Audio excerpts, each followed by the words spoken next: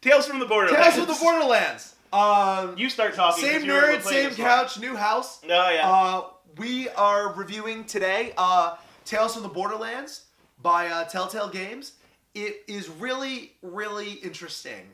After playing the emotional roller coasters that were The Wolf Among Us and The Walking Dead, this was a very light departure from Telltale Games' usual fare. I remember when you first heard about it, you're like, I don't know if I'm gonna like it because that's not what you go to Borderlands for. Sure, and I'm gonna get to that in a second. There are three things that Tales from the Borderlands resembles: a Coen Brothers movie, which is basically a heist gone horribly wrong; Borderlands, clearly; and Telltale Games. If you like any of these two of these things, you will like this game. So if you like Coen Brothers movies and you like Borderlands, you're good to go. If you like Coen Brothers movies and you like adventure games, you're good to go. If you like Borderlands, you like adventure games, you're good to go. If you only like one of those things, you may not be super into this, but I think it's worth checking out. Now, one of the things that's really interesting about this game is that you're playing as two different con people, basically. One's a Hyperion employee. What's his name? Reese. And then Fiona, a con woman. A con woman. Person.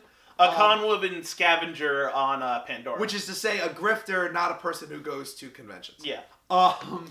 So that joke sounds funnier in my head. Just keep at it. You'll get so there. You're being questioned by what looks like a bandit, and Fiona and Reese are basically telling the story and arguing about who did what, when, and where. And it's all told in hindsight, which is an interesting story structure. Basically, there's a heist, a vault key, and Reese is trying to screw his boss out of the vault key. And Fiona, spoiler, is the one selling the vault key to him. And everything keeps going wrong, and these characters are really lousy at defending themselves. If you've played Borderlands before, you know what it's like to play Borderlands. You are a giant engine of murder and destruction. You can't be killed because you constantly come back. You slaughter everything in your path, and you only get stronger and stronger every time you get into a fight.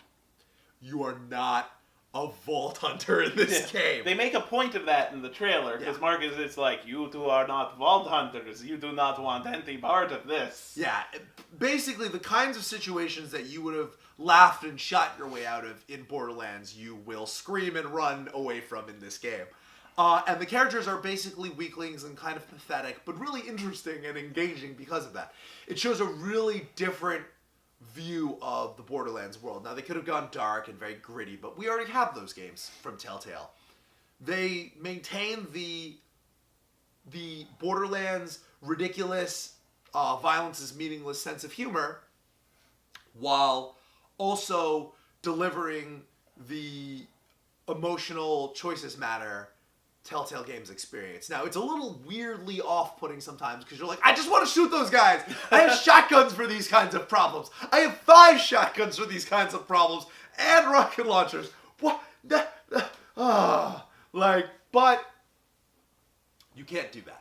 So it's weird to be looking at a Borderlands game, but not being able to treat it like a Borderlands game. But if you like Telltale Games, if you like adventure games, it's still very compelling. I actually really like how they made death matter a little bit more, because one of the things that I thought I would have a problem with is when you go into a Borderlands game, it's like, well, who cares if anyone dies, you know? Like, the only 2 people, and spoilers for Borderlands 2, the only 2 people that it ever mattered when they died was Roland and Handsome Jack.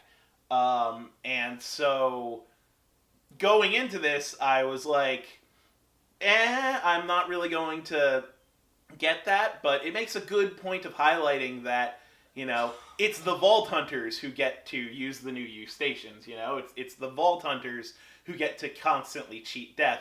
It's not the random bandits and, like, residents of Pandora who get to do that.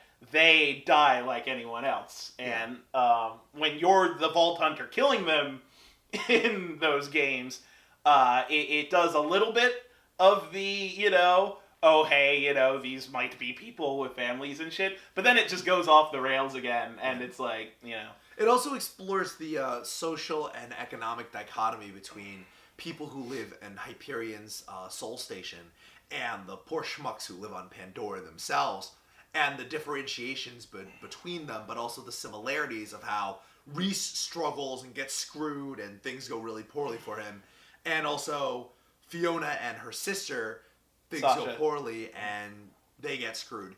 And it's kind of like a wacky hijinks ensued sort of situation.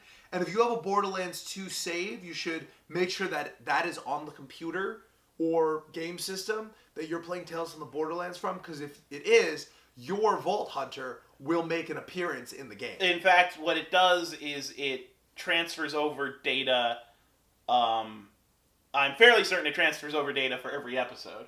And vice versa, you will be able to get loot in Tales from the Borderlands, which can then be transferred over to, I think, either Borderlands 2 or Borderlands the pre-sequel. I believe it's the pre-sequel. Okay. Yeah. So, actually, that's another important thing. They tried to add more gamey mechanics to this. You can get cash, and then certain decisions are locked out whether or not you have enough cash. Yeah. You can... Reese has a thing that lets him use his bionic eye to scan things, and then different options and such open up depending on whether or not you've scanned things. So there are more game-style elements in this Telltale game, which I actually really liked because it made it feel more Borderlands-y. Your mileage may vary. A couple people said that they felt like it was throwaway. I actually really liked it. I enjoyed it as well. Again, if you like Coen Brother heist movies, if you like Borderlands, if you like point-and-click adventure games, you like any of these two things, you will really enjoy this game. And if you like games that are genuinely funny, because I found it to be genuinely funny, and comedy is hard to write, especially in a video game context. And they really do pull it off. Mm-hmm. Definitely worth giving it a look. I am very psyched for whatever they come out with next, and I'm really glad that I'm game sharing it with this guy. And I don't have to pay.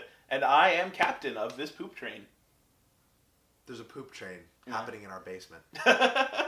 There's a raw sewage line that's just spraying into a He hole is my in the shiniest meat bicycle. Ah!